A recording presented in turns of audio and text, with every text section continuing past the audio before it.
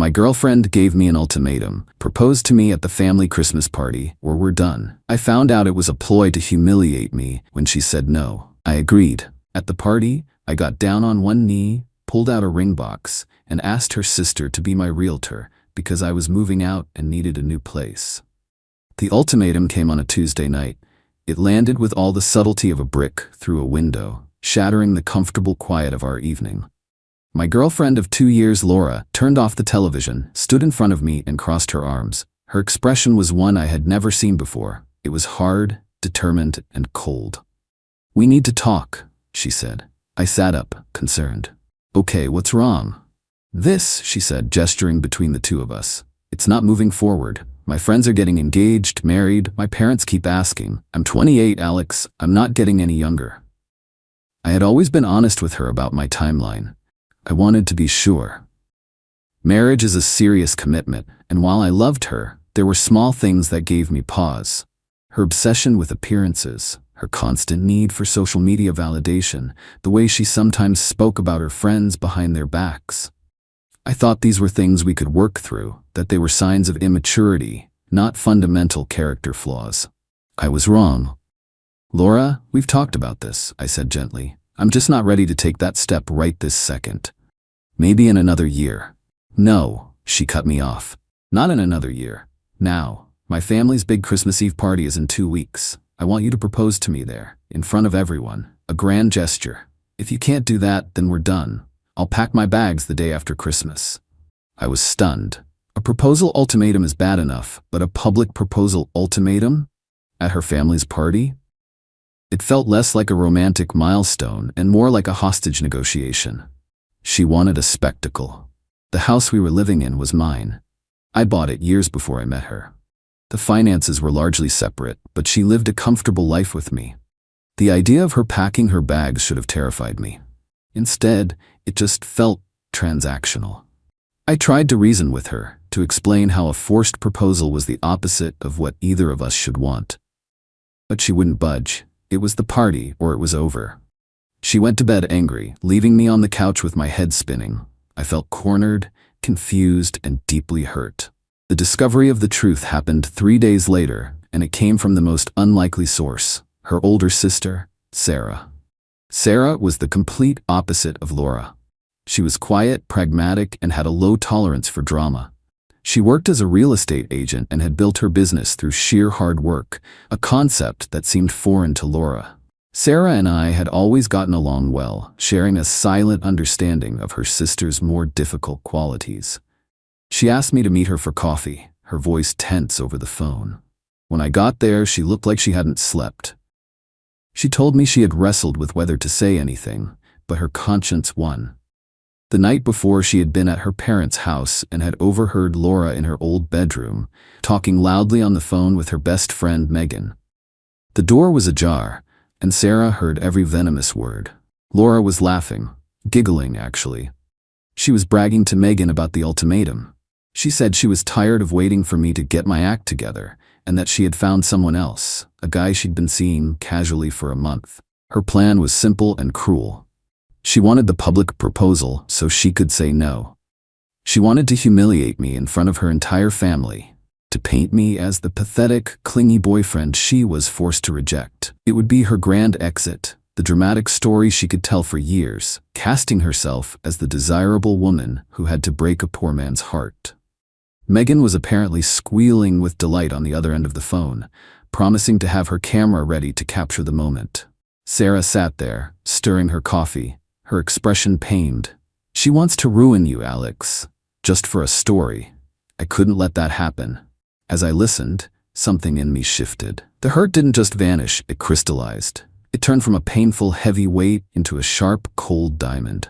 The confusion evaporated, replaced by absolute clarity. I saw Laura for exactly who she was, not who I hoped she was. The ultimatum wasn't an act of desperation. It was a trap. I thanked Sarah profusely. I told her I owed her more than I could say. A strange calm settled over me. Laura wanted a spectacle. She wanted a grand gesture at her family's Christmas party. Fine. I would give her one she would never forget. That evening, I went home and found Laura in the kitchen. I put on the best performance of my life. I took her hands, looked her in the eyes, and told her I had been a fool. I told her she was right, that life is short, and that I couldn't imagine it without her. "I'll do it," I said, my voice full of fake emotion. "I'll propose at the party. You deserve that." Her face lit up with a triumphant, predatory smile that she tried to disguise as joy. It was the smile of a hunter who had just watched its prey walk confidently into a snare. "Oh, Alex, I knew you'd see it my way," she chirped, hugging me. It felt like being embraced by a snake. The game was on. Update 1. The 2 weeks leading up to Christmas Eve were surreal. Laura was insufferably smug. She floated around the house, making not-so-subtle comments about ring styles and dropping hints about the big surprise to her friends on the phone. All the while, I played the part of the devoted, slightly nervous fiancé-to-be. Behind the scenes, I was a whirlwind of activity. My plan was simple, but it required precision. I spent hours online, securing a new apartment for myself, signing the lease, and arranging for movers. I systematically went through the house, separating my belongings from hers. I packed my essential personal items, clothes, documents, family heirlooms, into boxes and quietly moved them to a small temporary storage unit. I also met with Sarah again. I told her my plan, every detail. I asked her if she would be willing to play a part in it.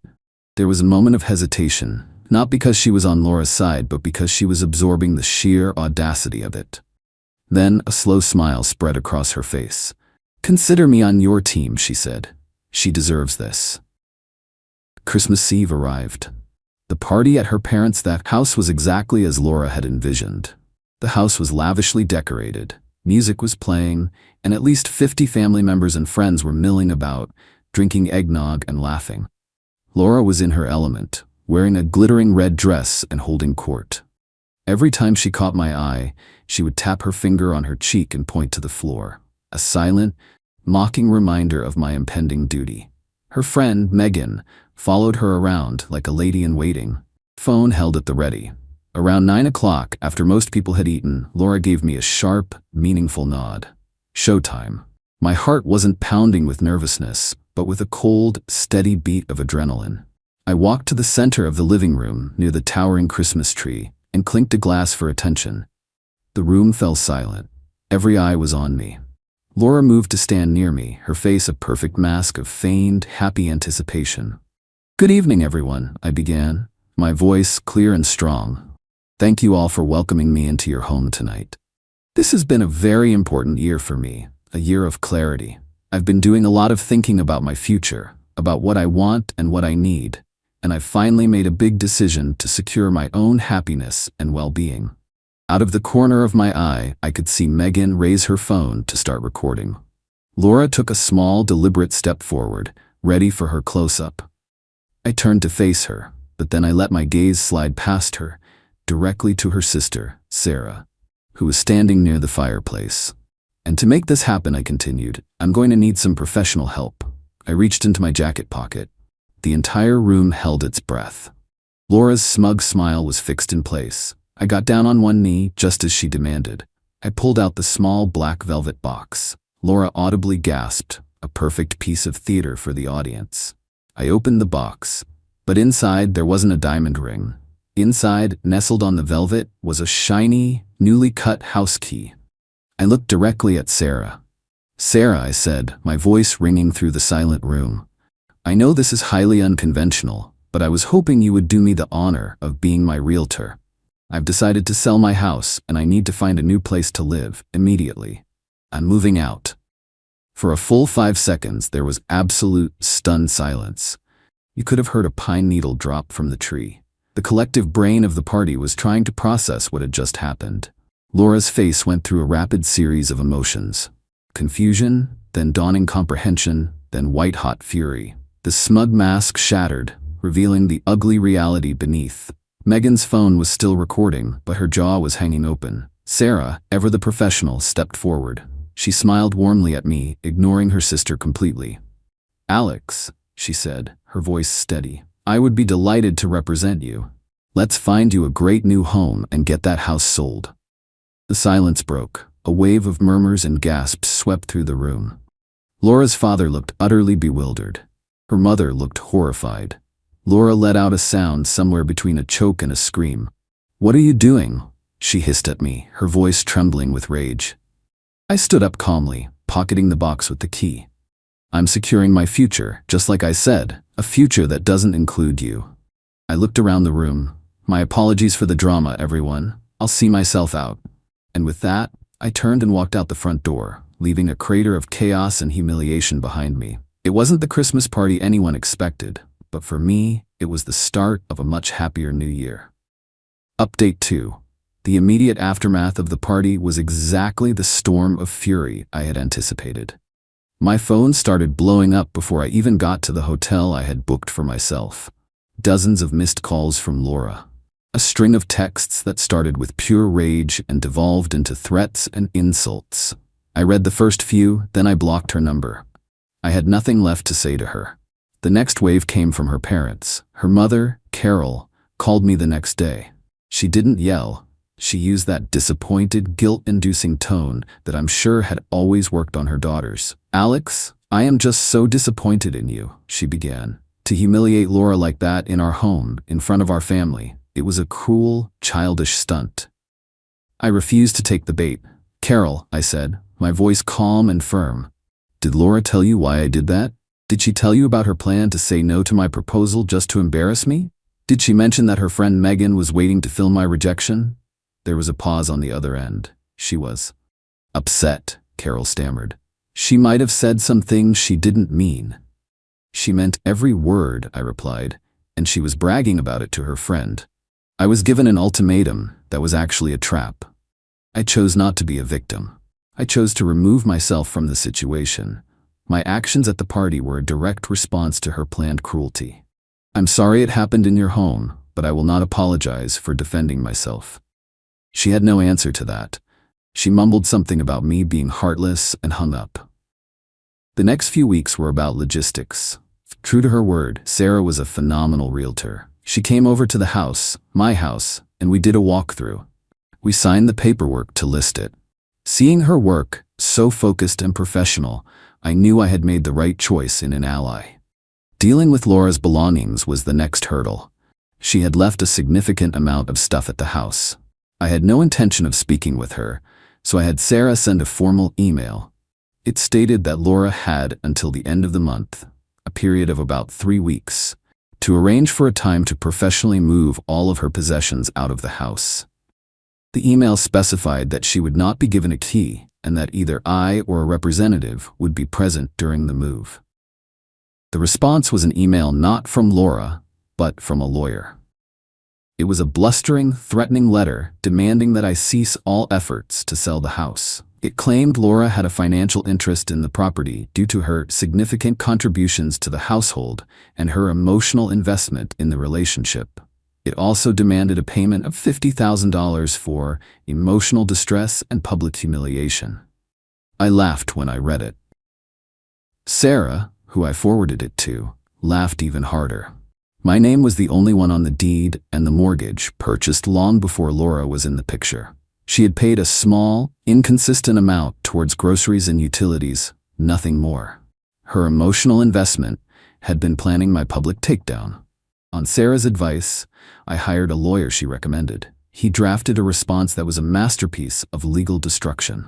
It pointed out that Laura had no legal claim to the property whatsoever. It included a detailed breakdown of the minimal financial contributions she had made versus the cost of living she had enjoyed. It flatly refused any payment for emotional distress, stating that any humiliation she suffered was a direct result of her own documented scheme. The letter concluded by stating that if she did not remove her belongings by the deadline, they would be considered abandoned and disposed of, and she would be billed for the cost of removal. The best part, though, was the social media situation. Laura and Megan had tried to spin their narrative online. They posted tearful, vague statuses about betrayal and psychopaths. But they made a critical error. They forgot how many witnesses there were.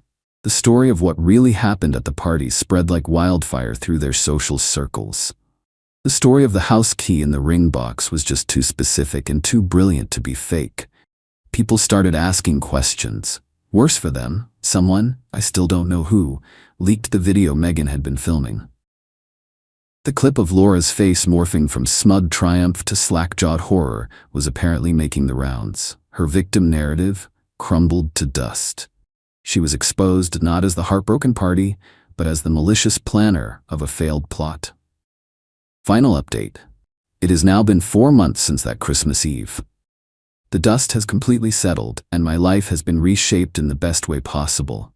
Laura's legal threats evaporated after her lawyer received our response. I imagine he advised her that she had zero chance of winning and would likely end up paying my legal fees if she pursued it.